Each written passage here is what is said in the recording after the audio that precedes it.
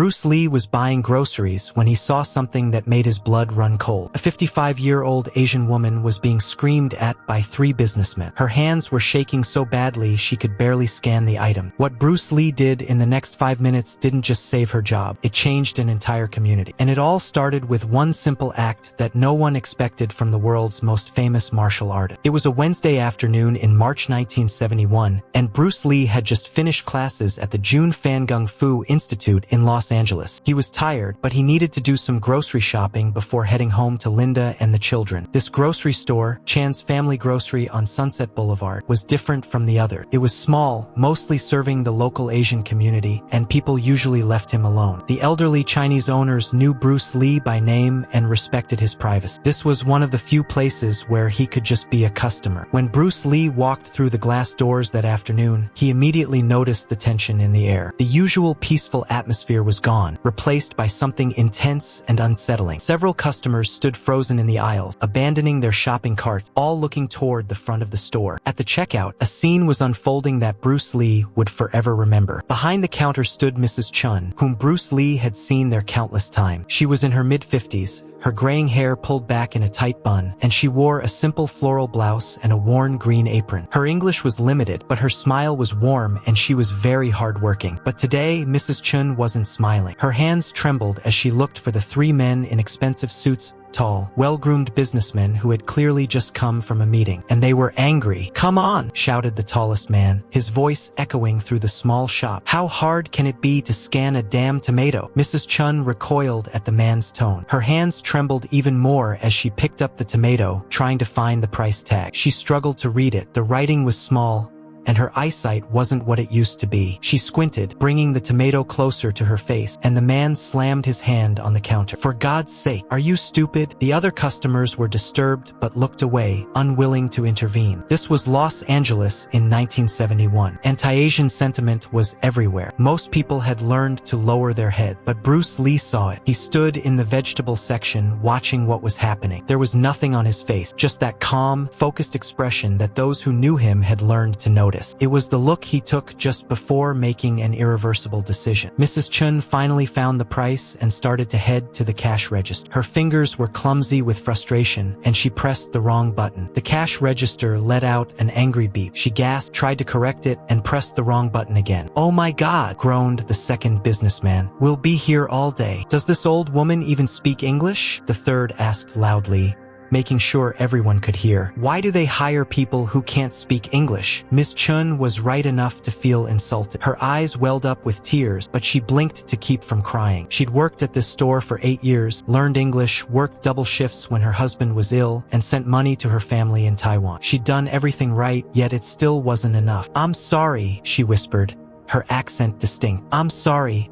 I'm so sorry." "Saying sorry doesn't get my grocery items scanned," the tall man snapped. "Where's the manager? I want to speak to the manager right now." That's when Bruce Lee, standing in the vegetable section, sprang into action. He put down the Chinese cabbage, calmly walked to the counter, and settled at the back. Several people recognized him immediately. Whispers began, but Bruce Lee's attention was entirely on Mrs. Chan and the 3 men. The men were so focused on their anger that they didn't notice him at first. The taller one was still shouting, "This is nonsense. I'm an extremely busy person. I don't have time for this incompetence." Bruce Lee spoke for the first time, his voice low but clear. "Gentlemen." All 3 men turned. The taller one's eyes narrowed. "What do you want?" "I'd like you to show some respect." The man's face flushed. "Excuse me? Who are you?" Before Bruce Lee could answer, Mrs. Chen gasped. She recognized him. "Mr. Lee," she whispered. "Please don't cause trouble. I'll handle it." But Bruce Lee shook his head slightly, his eyes still on the businessman. "You're having trouble with your transaction," he said calmly. "I understand that's frustrating, but the way you're speaking to this woman is unacceptable." The tall man moved away from the counter and stood over Bruce Lee. He was about 1.80 meters tall,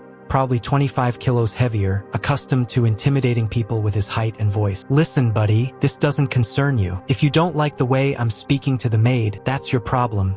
not mine. The maid, Bruce Lee repeated slowly. Do you think she's a maid? That's exactly it. Cashier. A terrible cashier. Bruce Lee's expression didn't change, but there was a shift in his posture. Those who knew him would have noticed it immediately. A slight settling of his weight, a subtle readjustment of his stance. He was preparing for a confrontation, but not the kind of confrontation these men were expecting. Her name is Mrs. Chun, Bruce Lee said. She works here 6 days a week, 10 hours a day. She has 3 children, all in school. Her husband is a mechanic. They came to America 12 years ago because they believed in the promise of this country, that if you work hard, if you are honest, if you contribute, you will be treated with respect. The 3 men looked at each other. The second spoke. How do you know all this? Because I asked her, Bruce Lee said simply. 2 months ago, I walked in late at night. The shop was almost empty. I bought tea and rice. We talked for 5 minutes. In those 5 minutes, I learned more about her than you learned in the last 5 minutes by yelling at her. Mrs. Chun was now crying, tears streaming down her face, but she also smiled slightly because someone, a famous, respected person, was defending her. The tall man didn't back down. Look, I don't care whether you're friends with her or not. The truth is, she's slow-witted, barely speaks English, and is wasting my time. She speaks 2 languages, Bruce Lee countered. How many do you speak? The man's jaw clenched. That's not the point. That is the point. Mrs. Chun speaks Mandarin and English. She reads and writes in both. She came to a country where she knew no one, learned a new language, found work, raised a family. What have you done that's more impressive than that? The third businessman tried a different approach. Listen,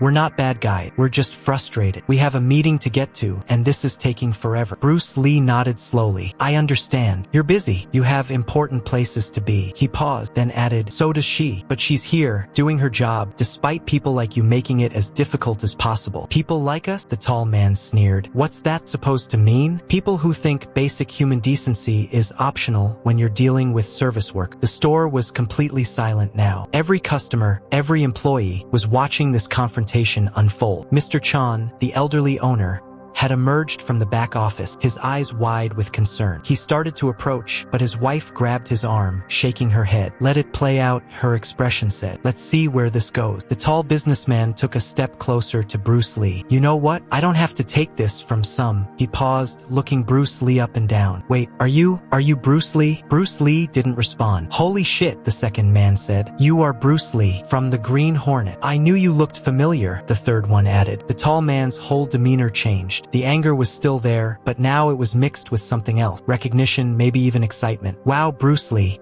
My kids love that show. This is incredible. But Bruce Lee's expression remained unchanged. You're fans of my work. Absolutely. My son watches you every week. He's always trying to do those karate moves. Kung Fu, Bruce Lee corrected quiet. Not karate. Kung Fu. Right, Kung Fu. The man pulled out his wallet. Hey, would you sign something for me? For my kid. Bruce Lee looked at the wallet, then back at the man's face. No. The word hung in the air. What? The man said, confused. I said no. I don't sign autographs for people who treat others with disrespect. The man's face went through several expressions. Confusion, embarrassment, anger, then back to embarrassment. Come on, man. We were just what? Bruce Lee asked. Just doing what comes naturally. Just treating someone with less power than you like they don't matter. He shook his head. My signature isn't worth anything if the person receiving it doesn't understand what I stand for. And what's that? The tall man asked, his voice dripping with sarcasm now. What do you stand for?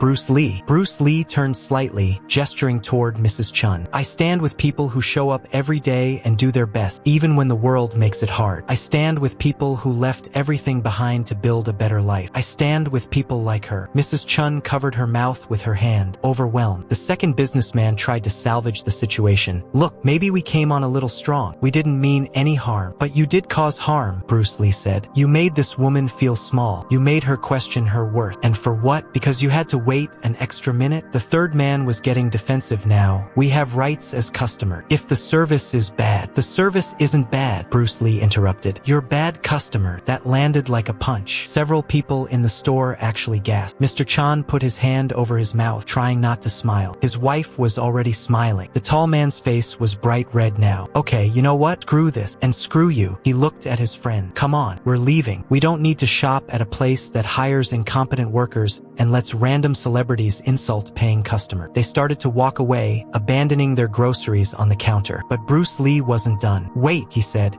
All three men stopped, turned around. Bruce Lee walked to the counter, picked up one of their abandoned items, a package of expensive steaks, and looked at the price tag. Then he set it down and looked at the tall man. "You're willing to pay $40 for this meat," Bruce Lee said, "but you won't pay Mrs. Chun the simple price of basic respect. That tells me everything I need to know about your value." He pulled out his own wallet, extracted several bills, and placed them on the counter. "Mrs. Chun, please ring up their groceries. I'm buying them." Mrs. Chen's eyes went wide. "Mr. Lee, no, you don't have to." "I know I don't have to. I want to." He looked at the three businessmen. "Consider it a gift and a lesson." The men stood there, completely unsure how to respond. The tall one finally said, "We don't want your charity." "It's not charity," Bruce Lee replied. "Charity is something you give to people who need it. You don't need it, but maybe you need to understand what it feels like to receive kindness from someone you just disrespected." He turned to Mrs. Chun and spoke in Mandarin. Several people in the store understood the language. Their eyes widened at what he said. Later, when asked, they would translate, "You are not slow. You are not stupid. You are working in a language that is not your own, in a country that sometimes forgets what it means to be new. You are brave. Never forget that." Mrs. Chun burst into tears,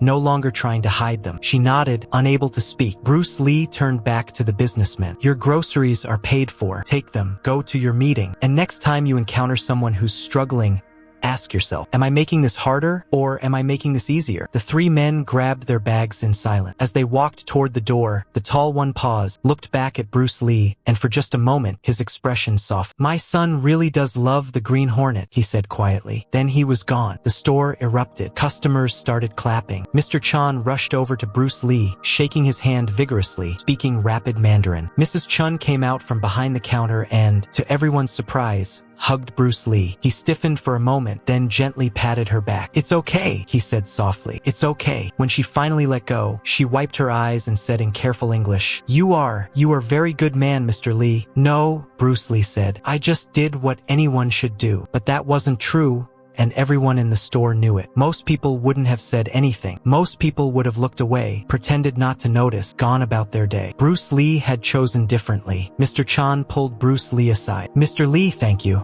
Thank you so much. That woman, Mrs. Chun, she is my wife's cousin. She needs this job very much. Those men, they complained before. They say they will call corporate, get her fired." "They won't," Bruce Lee said with certainty. "And if they do, you tell corporate to call me." Mr. Chan's eyes lit up. "You would do that?" "Yes, but there's something else I want to do." Bruce Lee lowered his voice. "Mrs. Chun has been working here how long?" 8 years. "And her pay?" Mr. Chun looked uncomfortable. "We pay minimum wage. We are small store, Mr. Lee. We cannot afford." "I understand, but I have an idea." Bruce Lee glanced back at Mrs. Chun, who was now helping another customer, her hands steadier, her smile returning. "I'm about to start filming a new project. We need location shots, real places, real businesses. What if I film a scene here? In your store?" Mr. Chan's mouth fell open. "Here? In our store?" "Yes, no payment to me, but in exchange, I want you to use whatever publicity and extra business comes from it to give Mrs. Chun a raise. A real raise, and hire another person to help her so she's not working alone." Mr. Chun was speechless. He nodded vigorously. Yes, of course. "And one more thing,"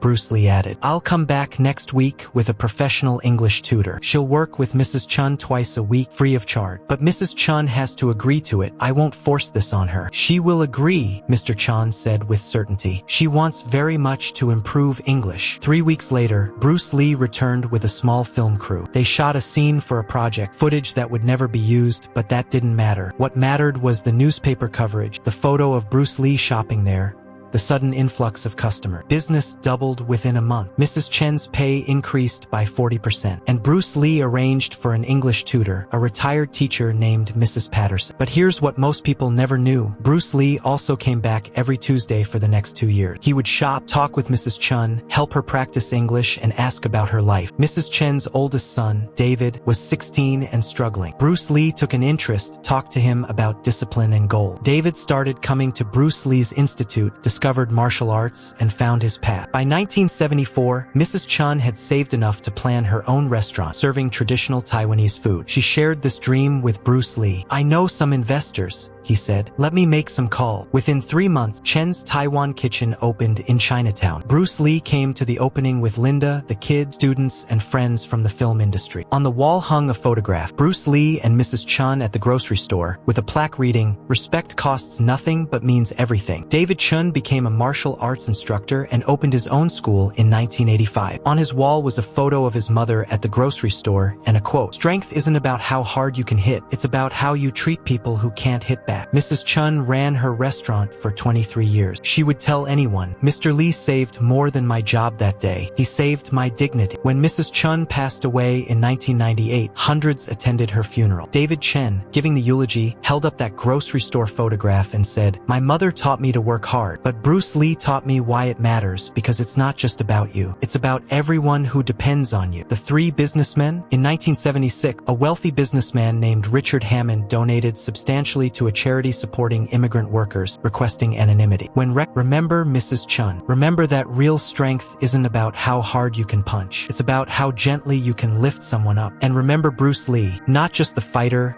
the actor, the legend, but the man who saw someone struggling and said, simply, "You matter." That's the kind of strength that changes the world. One person, one moment, one choice. Be like water, but also stand up, speak up, show up. The world needs more people willing to do what he did that Tuesday afternoon in March 1971. The world needs you.